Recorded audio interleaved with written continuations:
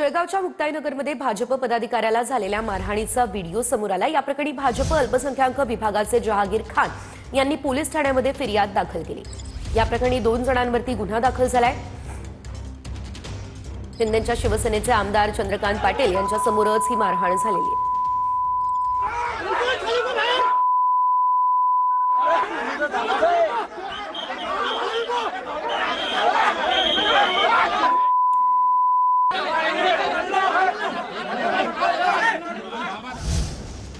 तर तिकडे धुळ्याच्या पिंपळनेरमध्ये भाजप आणि शिंदे सेनेमध्ये राडा झाला। मतदान केंद्रामध्ये जाण्यावरून वाद झाला। पोलिसांच्या मध्यस्थीने हा वाद मात्र मिटला।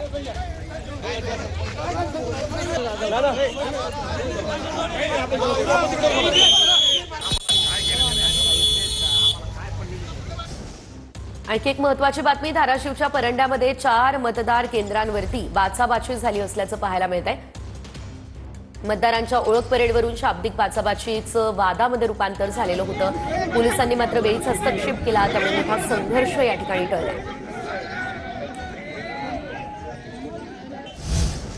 बुलढाणा शहरातल्या प्रभाग क्रमांक 6 मधील मतदान केंद्रावरती पुन्हा एकदा राडा झालेला आहे। बोगस मतदान करताना 4 जण पकडून दिल्यानं हा राडा झालेला आहे। जमावाला पांगवण्यासाठी पोलिसांनी मध्यस्थी सुद्धा केलेली होती। राड्यामध्ये आमदार गायकवाड यांचा पीए देखील सहभागी असल्याची माहिती मिळते। बुलढाण्यातील प्रभाग क्रमांक 6 मधील मतदान केंद्रावरती हा राडा झालेला आहे। निवडणुकीचा खेळखंडोबा दिवसही वैऱ्याचा, सामनातून टीका करण्यात आली आहे। मतमोजणी 19 दिवस पुढे गेल्यानं रात्रच नव्हे दिवसही वैऱ्याचा असं सामनामध्ये म्हटलेलं आहे।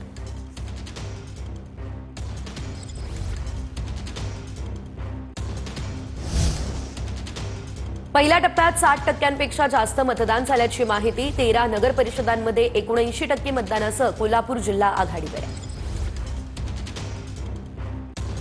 पहिल्या टप्प्यामध्ये 60% जास्त मतदान झाल्याची माहिती मिळते। 13 नगर परिषदांमध्ये 79% मतदान झालं। कोल्हापूर जिल्हा मतदानाच्या टक्केवारीमध्ये आघाडीवर असल्याचं पाहायला मिळतंय।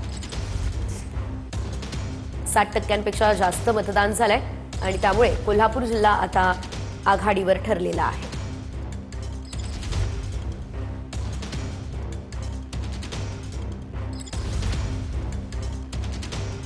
सुरुवातीला एक महत्त्वाची बातमी, राज्यातील नगर परिषद आणि नगरपंचायत निवडणुकीसाठी काल जी मतदान प्रक्रिया पार पडली आहे, दरम्यान या निवडणुकांचा निकाल आज लागणार होता, मात्र तो आज लागणार नाहीये। हा निकाल 21 डिसेंबरला आता जाहीर होईल। हायकोर्टाच्या नागपूर खंडपीठानं हा अतिशय मोठा निर्णय आता घेतलेला आहे। त्यामुळे आता सर्व नगरपंचायत आणि नगरपरिषदेची मतमोजणी ही 21 डिसेंबरलाच होणार आहे।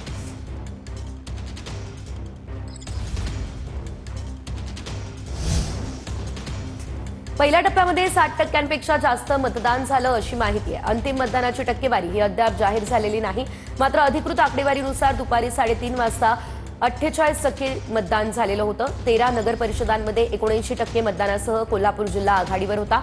नाशिकमधील 6 नगर परिषदांमध्ये सायंकाळी 5:30 वाजेपर्यंत 60%हून जास्त मतदान झाल्याचा प्राथमिक अंदाज होता। 2015च्या निवडणुकीमध्ये 56% मतदान झालेलं होतं।